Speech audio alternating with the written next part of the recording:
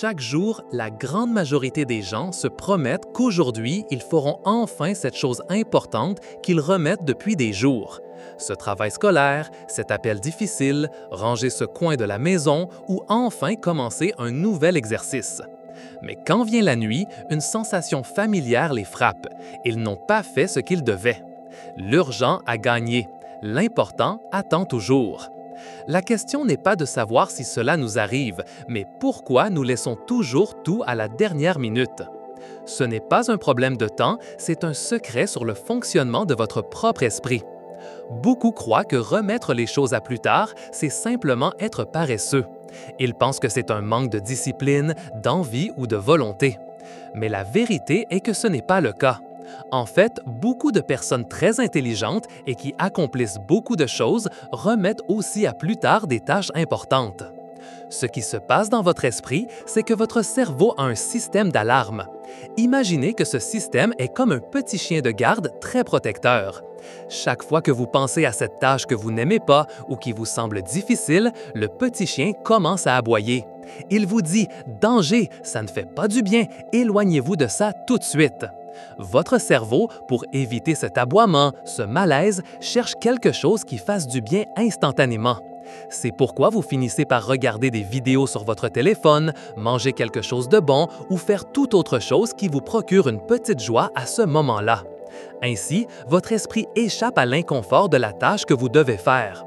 C'est une façon pour votre cerveau de vous protéger d'un sentiment qu'il n'aime pas. Alors, remettre les choses à plus tard ne signifie pas que vous êtes paresseux. C'est une façon pour votre esprit de gérer des sentiments inconfortables. Ce n'est pas un problème de ne pas savoir gérer votre temps, c'est un problème de comment vous gérez ce que vous ressentez. Mais quels sont ces sentiments qui nous dérangent tant au point de nous faire tout remettre à plus tard? Pourquoi notre cerveau a-t-il si peur de certaines tâches qu'il nous pousse à les éviter? Les tâches que nous remettons à plus tard éveillent souvent des sentiments que nous n'aimons pas. Par exemple, vous pouvez ressentir la peur d'échouer, de ne pas bien faire. Ou cela peut être la peur de réussir, que les choses changent trop. Parfois, c'est simplement l'ennui, la tâche semble très répétitive ou sans intérêt. D'autres fois, c'est de la frustration parce que vous croyez que ce sera très difficile ou que vous ne savez pas par où commencer. Il peut aussi arriver que vous vous sentiez dépassé, pensant que la tâche est gigantesque et que vous n'avez pas assez de temps ou d'énergie. Imaginez que vous êtes sur le point de plonger la main dans une piscine d'eau très froide. Rien que d'y penser, votre corps ressent déjà un frisson. Votre esprit dit « Non, quel froid! Je préfère rester ici dehors où je suis à l'aise. » Cette sensation de « quel froid » est ce que votre cerveau essaie d'éviter. Et pour l'éviter, il t'offre une récompense rapide. Comme regarder une vidéo amusante, manger un bonbon ou simplement ne pas penser à l'eau froide pendant un certain temps. Remettre les choses à plus tard, c'est comme donner un bonbon à un enfant pour qu'il arrête de pleurer.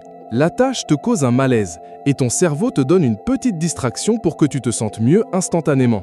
C'est parce que ton esprit préfère la joie rapide de maintenant au lieu de la grande et bonne récompense qui vient après avoir terminé la tâche. Il se concentre sur l'évitement de la petite douleur de maintenant au lieu de gagner le grand bénéfice d'après. Alors, ce n'est pas que tu ne veuilles pas faire la tâche, c'est que tu ne veux pas ressentir le malaise que cette tâche te produit au moment où tu y penses. Mais si nous savons que nous devons faire la tâche, pourquoi insistons-nous à penser que nous la ferons après? Pourquoi laissons-nous la charge à un moi du futur qui, au final, sommes aussi nous? Ici entre en jeu une astuce très curieuse que nous joue notre propre esprit. Notre cerveau voit la personne que nous serons demain ou la semaine prochaine comme si c'était presque un étranger.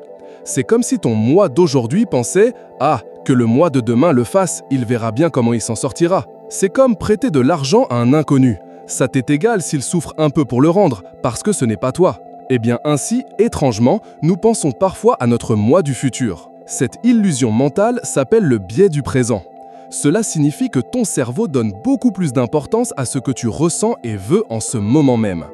Le confort de cet instant est plus important que l'inconfort ou le bénéfice de demain. C'est pourquoi beaucoup d'entre nous disent « Demain, je me lève tôt pour faire de l'exercice. Demain, je commence le régime. » Le moi de demain n'est pas là pour protester. Il ne peut pas dire « Hé, ne me refile pas ça à moi !» Alors, le moi d'aujourd'hui se sent libre de refiler le problème au moi du futur. Et le pire, c'est que quand demain arrive, ton moi du futur devient le moi d'aujourd'hui et ressent la même chose. Il veut aussi éviter ce malaise et le refile à son propre moi du futur. Et ainsi, la tâche se déplace de jour en jour comme une patate chaude. Notre cerveau est très bon pour planifier les choses pour l'avenir. Nous croyons que nous aurons plus de temps, plus d'énergie et plus d'envie après. Mais la réalité est que l'avenir est incertain et les tâches difficiles ne deviennent pas plus faciles d'elles-mêmes. Alors, la clé n'est pas de te blâmer ou d'attendre d'avoir plus de motivation. La clé est de comprendre que ton esprit te joue un tour avec ton moi du futur.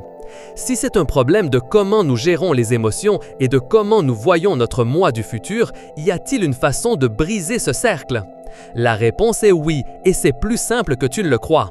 Comme nous l'avons déjà vu, votre cerveau évite l'inconfort. Donc, l'astuce est de rendre cet inconfort initial si petit que votre cerveau n'active pas son alarme. Vous n'avez pas à vous motiver pour faire toute la tâche d'un coup. Vous devez juste vous motiver à faire le plus petit premier pas possible. Par exemple, si vous devez écrire un long rapport, ne pensez pas « je dois écrire le rapport ». Pensez « je vais ouvrir le document sur l'ordinateur ».